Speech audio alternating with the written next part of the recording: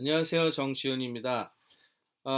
블록체인 강의 이번 시간에는 어떻게 보면 제일 이제 핵심적인 내용이기도 하죠. 센트럴라이제이션, 중앙 집중적인 센트럴라이제이션과 탈중앙화, 디센트럴라이제이션 주제로 얘기를 하려고 하고 있고요.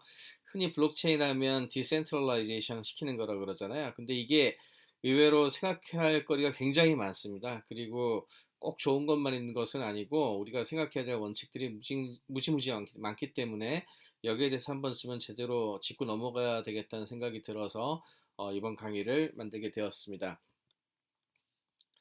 음, 먼저 이제 센트럴라이제이션에 대한 생각을 한번 정리를 해볼게요. 센트럴라이제이션, 중앙 집중화가 뭘까요? 예, 이게 뭐 여러 가지가 있겠지만 우리가 생각하는 서비스 좀 생각해 보면은 예를 들어서 과거에 이제 인터넷에 접속을 할 때 아메리칸 온라인 같은 거 서비스 쓰지 않으면은 접속을 못했죠. 한국에서는 이제 캐텔이나 또는 PC 서브 같은 걸 쓰게 되었는데 그런 것을 통해서만 들어갈 수가 있을 경우에는 서비스의 진입을 막을 수가 있죠. 이제 이런 거를 이제 우리 흔히 얘기하기를 월드 가든 이렇게 벽을 친 정원하고 비슷하다 그래서 월드 가든이라고 불렀고 그 비슷하게 여기 가입하지 않으면 못 쓰는 서비스들이 많죠. 뭐 최근에도 이제 페이스북이라든지 링크드인 같은 서비스들은 그런 종류로 볼 수가 있습니다. 그렇다면 이메일에서 생각해 보면 어떨까요? 이메일은 언뜻 생각하기에 센트럴라이제이션 된 것 같지 않죠? 예, 아마도 SMTP 팝3라고 하는 그 프로토콜 기반으로 생각을 하면 이메일은 절대로 중앙 집중화되어 있는 센트럴라이제이션 구조를 가지고 있지 않습니다. 그런데 이게 이제 웹메일로 가면 얘기가 달라지죠. 웹을 통해 가지고 써야 된다고 하면은 해당 메일에만 계속 내 거를 저장하고 써왔다면 그 서비스를 쓰는 거죠. 그래서 이거는 이메일이라고 생각하면 원래 구조적으로는 디센트럴라이션 돼 있었는데 생각보다 굉장히 많이 중앙 집중화한 서비스를 쓰고 있습니다. 그렇다면 비트코인은 어떻죠? 예, 비트코인 같은 경우에도 그 참여하는 노드라든지 그다음에 그 참여하는 노드에서 마이닝하는 뭐 프로토콜이라든지 뭐 이런 내용들은 전반적으로 디센트럴라이제이션 돼 있다라고 이야기할 수가 있겠는데 거래되는 거래소를 생각해 보면 이걸 거래하는 것들이 굉장히 몇 군데가 안 되지 않습니까? 그래서 이런 것들은 중앙 집중화돼 있죠. 그러니까 센트럴라이제이션과 디센트럴라이제이션 그렇게 쉽게 간단하게 얘기하기 되게 어렵다는 거를 아실 수가 있습니다. 그렇다면 디센트럴라이제이션은 어떻게 정의가 되어 있을까요? 이 위키피디아에 보면은 이런 말이 나와요. There is no common definition or understanding of decentralization. 그러니까 사람들이 모두 동의하는 디센트럴라이제이션이란 것에 대한 정의나 이해가 별로 없다. 이런 뜻이고 그렇기 때문에 이 자체에 대해서도 여러 가지 논의가 현재 진행되고 있습니다. 그러면 블록체인은 우리가 흔히 얘기하기로 디센트럴라이제이션 돼 있다고 하는데 왜 이게 블록체인을 디센트럴라이제이션 됐다고 얘기를 할까요? 여러 가지 포인트를 이야기할 수 있겠지만 여기 있는 여러 가지 질문들 한 다섯 가지 정도 나열했는데 이 질문들에 대한 답을 하다 보면은 이게 차이점이구나 하고 느낄 수가 있습니다. 일단 거래 장부라고 하는 것이 제일 핵심이 되는데 거래 장부를 누가 관리하는가? 지금 현재 거래 장부 일반적인 은행들은 은행들의 시스템에 의해서 장부 관리가 되고 있죠. 그렇지만 블록체인에서는 참여하는 노드의 블록들이 분산화돼 저장이 됩니다. 그래서 이게 일단 누가 그것을 관리하고 소유했느냐에 대한 질문에 대해서 디센트럴라이제이션 돼 있다고 얘기할 수가 있겠고, 그 다음에 이 거래가 제대로 이루어졌음을 검증하고 밝히는 그 권위는 누구한테 있는가? 지금 현재 은행들 같은 경우는 은행의 시스템한테 모든 걸 맡긴 거죠. 그리고 경우에 따라서는 금융감독원 같은 감독기관에 의해서 조금 더 강화가 되는 것이고요. 그런데 블록체인 같은 경우에는 블록체인에 참여한 노드들의 컨센서스 알고리즘이라 그러죠. 이 합의 알고리즘에 의해서 결정이 되니까 이 역시도 분산화되어 있다고 볼 수가 있습니다. 그 다음에 새로운 토큰, 여기에서 사용되는 토큰이나 뭐 이런 것들을 누가 만드는가? 일반 은행, 피아트 머니 같은 경우에는 당연하게도 중앙은행이 만들지 않습니까? 최근에 삼성증권 사태를 보면 그런 것 같지도 않지만, 그에 비해서 마이닝이라고 하는 어떤 프로세스를 통해서 비트코인은 만들어지니까, 어쨌든 토큰을 발행하는 주체도 이렇게 분산화되어 있다고 얘기를 할 수가 있겠고요. 그 다음에 그 시스템을 바꾸기 위한 룰은 어떻게 결정합니까? 이건 역시 은행권이나 이런 것들은 뭐 정치적인 어떤 부분에 의해서 결정이 될 텐데, 그에 비해서 비트코인 같은 경우 또는 블록체인 같은 경우에는 하드포크를 통해 가지고 바꿔야 되는데, 이거는 많은 사람들의 오픈소스 커뮤니티에서 어떻게 개발하느냐에 따라 달라지겠죠. 그리고 이런 토큰들이 실질적인 교환 가치를 얻는 것은 어떻게 얻게 되겠습니까? 다양한 거래소라든지 혹은 여기 참여하는 곳들에 의해서 얻어지겠죠. 그렇지만 지금 제가 쭉 한 답을 드리면서 느끼셨겠지만 완벽한 디센트럴라이제이션 하긴 또 어렵습니다. 왜냐하면은 이런 그 각각의 요소들마다 중앙 집중화적 요소들이 들어갈 여지가 충분히 있거든요. 그리고 또 한 가지 개념을 우리가 알아야 되는 것이 컴퓨터 사이언스에서는 디센트럴라이제이션 얘기도 하지만 디스트리뷰티드 시스템이라는 표현도 많이 씁니다. 이거는 뭐냐 하면 굉장히 다양한 형태의 데이터베이스들을 들고 있는 어떤 시스템들이 여러 개로 실제로 아키텍처가 나눠져 있다는 걸 얘기하는 거고요. 그리고 각각의 정보들, 그 조각들 하나하나가 한 군데에만 저장되지 않고 서로 다른 노드에 여러 개 중복돼서 저장이 돼서 처리할 때 분산화가 더 잘 돼 있다고, 잘 돼 있는 형태의 시스템이고요. 이 경우에 이제 문제가 되는 것은 이들 각각이 들고 있는 노드의 데이터가 다르기 때문에 전체적인 시스템의 안전성을 위해서는 이들이 동기화를 해야 되거든요. 같이 정보를 주고받고 그래야 되는 시스템을 디스트리뷰티드 시스템이라고 부릅니다. 좀 광의의 개념이죠.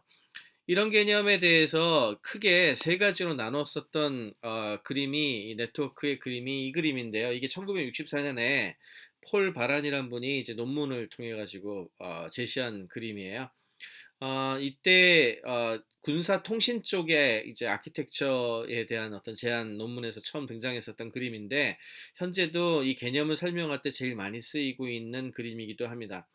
센트럴라이즈 시스템은 이 좌측에 있는 것처럼 여기 가운데에서 모든 것이 연결되어 있죠. 이런 걸 허브라고 부르게 되는데 허브 또는 뭐 스타 우리가 이게 별처럼 생겼다 그래가지고 스타 토폴로지라고 부르기도 하는데요. 이 시스템의 최대 약점은 중간에 있는 얘가 박살이 나면 모든 네트워크가 마비가 됩니다. 그래서 제대로 동작할 수가 없겠죠. 전쟁 상황 같은 게 났을 때 이런 허브 구조를 가진 것이 타격 대상이 되면 되게 위험하다고 얘기를 하죠. 인터넷은 이런 형식이죠. 그물처럼 돼 있어서 모든 부분들을 이렇게 서로 연결할 수 있도록 돼 있으면은 가장 공격이 안전합니다. 이게 날아가도 돌아갈 수 있는 부분들이 굉장히 많고 효율적으로 만들어지기 때문에. 그렇지만 이들 간을 엮어야 되는 네트워크를 연결하는 비용이 굉장히 클 수밖에 없는, 그리고 이들 간의 데이터를 서로 주고받아 가지고 동결하는 비용도 어마어마하게 들어갑니다. 비효율적이라고 할 수 있겠죠. 디센트럴라이제이션은 사실이 중간에 있는 개념인데요. 보시는 것처럼 하나의 스타가 있는 게 아니고 중간중간에 좀 허브가 되는 것들이 있고 이들 간의 네트워크를 연결하는 형태를 디센트럴라이제이션이라고 합니다. 그래서 지금 현재 우리가 이야기하고 있는 완전 분산하고는 약간 좀 차이가 있는 그림이다. 이렇게 이해를 하시는 게 좋겠습니다. 또 한 가지 굉장히 중요한 어떤 그 디센트럴라이제이션에 대한 글이 비탈리 부테린 이더리움 만든 친구죠. 이 친구가 2017년에 미디엄에 쓴 블로그 포스트가 있어요. 저는 개인적으로 굉장히 좋아하는 블로그 포스트고요. 이 뒤에 설명할 상당수의 내용을 그 포스트의 내용을 요약한 거라고 얘기를 할 수가 있는데 비탈릭 부테린은 디센트럴라이제이션 자체가 생각해 보면 크게 세 가지 정도로 나누어 볼 수 있다라고 주장을 합니다. 그 세 가지가 첫 번째는 정치적으로 실제로 이걸 결정하는 정치적 구조가 디센트럴라이제이션 돼 있느냐 아니면 센트럴라이제이션 돼 있느냐. 그다음에 구조, 우리가 이야기하는 데이터의 블록체인 얘기할 때 구조 얘기를 되게 많이 하는데 구조적으로 이것이 중앙 집중화 돼 있냐 아니면 디센트럴라이제이션 돼 있냐.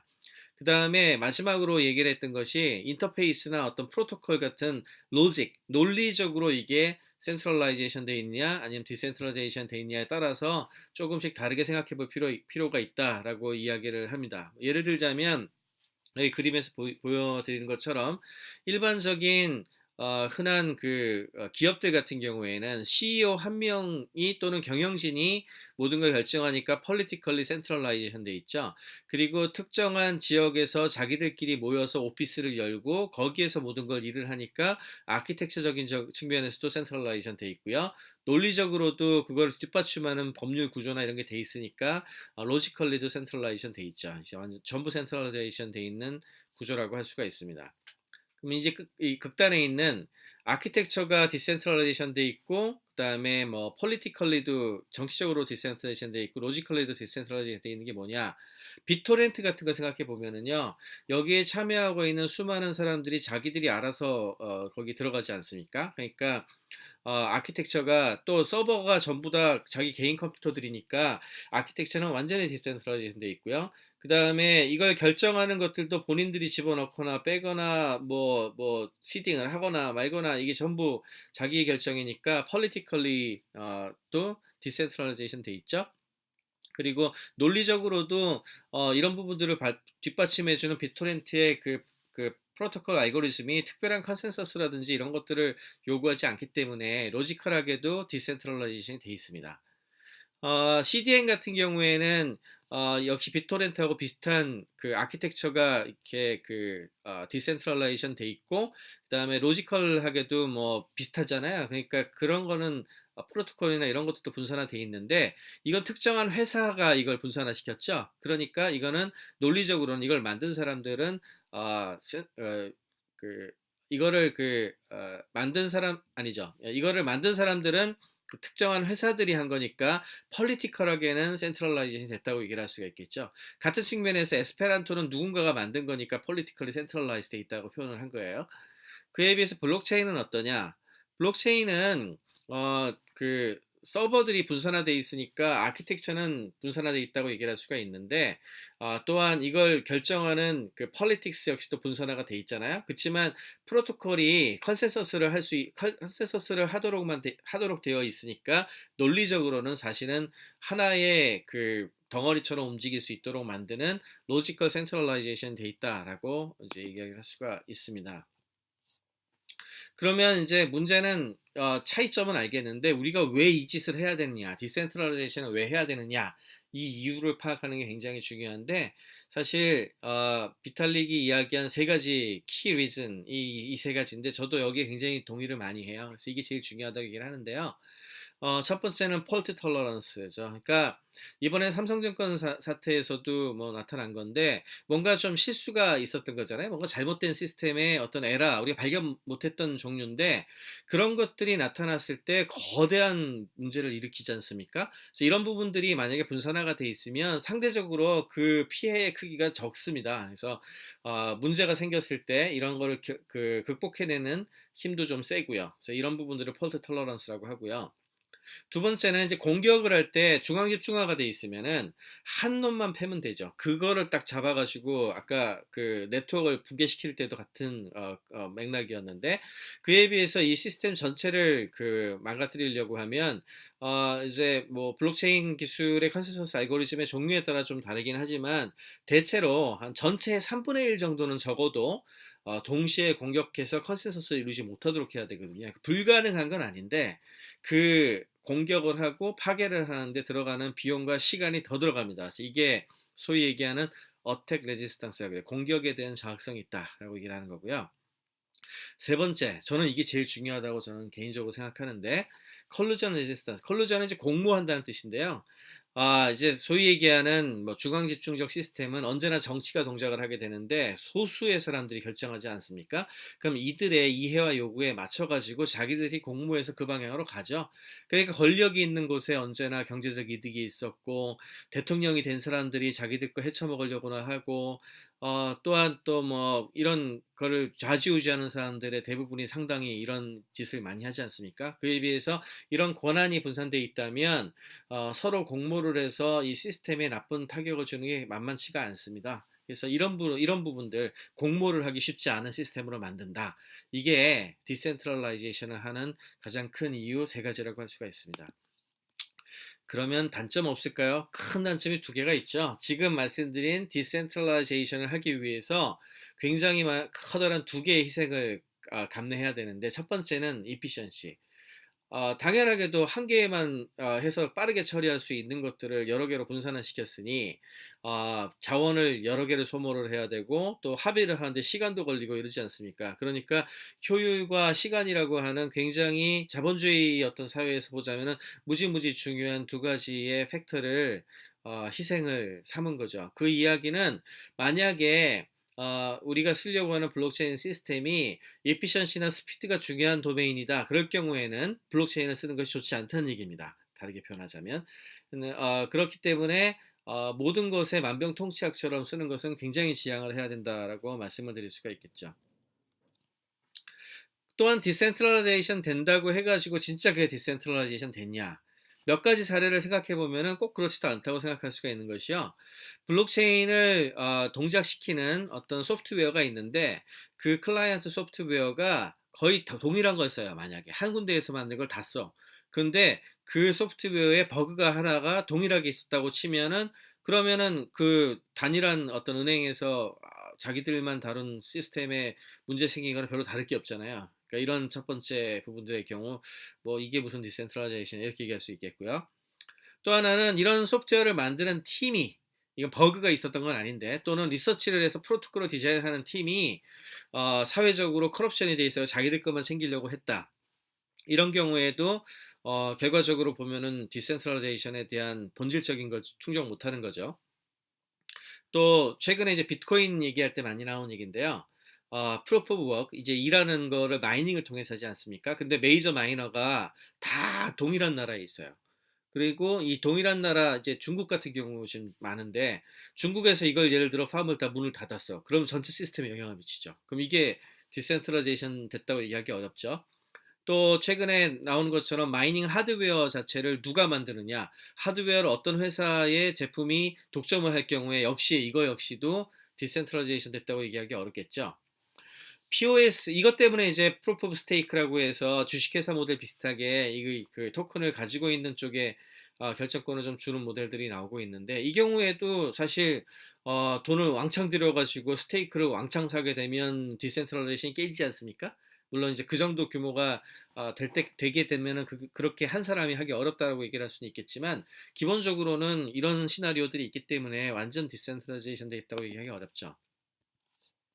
그렇기 때문에 추가적인 원리들 그리고 원칙들이 필요합니다. 그리고 이걸 모두 지키기는 어렵겠지만 상당히 이런 부분들의 고민을 되게 많이 해야 되고 이런 것들을 잘 지킬 수 있는 블록체인 프로젝트가 나와야 이상과 잘 맞는 프로젝트가 된다고 얘기를 할 수가 있겠습니다.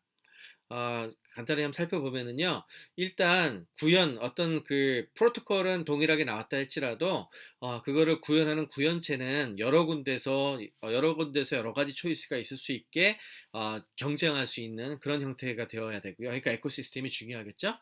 그 다음에 이 프로토콜이라고 하는 것이 결국에는 political centralization을 아니죠. 그 logical centralization을 만드는 건데 logical centralization이 political하게 그 디센트럴라이제이션 돼야 되니까 이런 프로토콜에 대한 지식이 굉장히 민주화가 되고 많이 알려져야 되고 이거를 뭐 논쟁도 하고 투표도 하고 해가지고 업그레이드를 하거나 하드포크 같은 걸 할 때 어느 한 일방적인 곳에 유리하지 않도록 하는 그런 구조가 만들어져야 됩니다. 그리고 어떤 개발자나 리서처, 연구자들 같은 경우에도 어떤 특정한 기업에 완전히 소속이 돼 있다거나 또는 자기들끼리만 이렇게 뭔가를 한다거나 이런 형태가 되면 안 되겠죠. 그러니까 역시 개발자들이나 연구자들도 상당히 디센트럴라이제이션 되는 게 굉장히 중요하고요. 그 다음에 POW처럼 알고리즘 자체가 좀 문제가 있어서 이렇게 그 센트럴라이제이션을 일으킬 수 있는 상황이라 그러면 그런 알고리즘에 의한 중앙 집중화를 최소화시킬 수 있는 방안을 고민을 해야 됩니다. 그리고 또 한 가지는 이게 이제 꼭 좋은 것만 있는 게 아닌데 이더리움 같은 경우에도 약간 약점을 공격한 사례가 있지 않았었습니까? 그 경우에 굉장히 빠르게 이거에 대처해서 한 5, 6일 만에 하드포크를 해서 추가 피해를 막았는데 이게 되려면은 문제가 생겼을 때 코디네이션이 굉장히 잘 일어나야 돼요. 그러니까 이 코디네이션이 잘 일어난다는 건 효율에 해당하는 부분이라서 마냥 디센트럴라이제이션만 돼 있어 가지고는 이게 대응이 늦으니까 안 되겠죠. 그러니까 마치 우리가 정치적으로 결정이 굉장히 어려운 시스템이 됐을 때 큰 문제가 생겨 대처를 못하지 않습니까? 이게 소위 얘기하는 의원내각제하고 대통령제를 얘기할 때도 하는 얘기인데 이렇게 코디네이션은 굉장히 좀 선의로 잘 되는 시스템에 대해서는 잘 될 수 있도록 하는데 배드 코디네이션, 그러니까 자기네들이 이득을 취하려고 배드 코디네이션 되는 거는 막을 수 있는 구조를 만들어야 된다는 거예요. 굉장히 중요한 프린시플이겠죠. 그리고 또 역시 뭐 연결된 얘기인데 참여하는 참여자들의 로열티, 충성도를 굉장히 높여서 커뮤니티의 충성도를 높이게 하되 어떤 특정한 시장, 특정한 형태의 측면의 그 플레이어들에 대해서는 좀 그런 것이 동작하지 않도록 이렇게 디스커리지를 시키는 그 참여하지 않도록 하는 그런 구조가 필요하고요. 그러려면은 단일한 컨텍스트 우리가 이걸 하기 위한 왜 이런 걸 하는 거에 대한 어떤 철학을 같이 가지고 있는 사람들끼리 서로 다른 마켓의 면을 보면서 커뮤니케이션을 증진시킬 수 있는 어떤 그런 구조가 있지 않으면 이런 디센트럴라이제이션은 뭐 사실은 이상에 그치는 거죠. 그러니까 이걸 모두 만족시키는 좋은 커뮤니티와 그 다음에 프로젝트가 있어야 이런 그 블록체인이 의미가 있어진다. 이런 얘기를 꼭 드리고 싶습니다. 네, 다음 시간에는 이런 거를 끌어내기 위해서 제일 중요한 게 그래서 결국에는 분산된 컨센서스를 만드는 거거든요. 컨센서스 알고리즘이 그래서 제일 중요하다고 얘기하는데 아주 자세한 것까지는 아니더라도 컨센서스 알고리즘의 디스트리뷰티드 컨센서스죠. 분산 컨센서스 알고리즘에 대해서 좀 더 자세히 알아보도록 하겠습니다.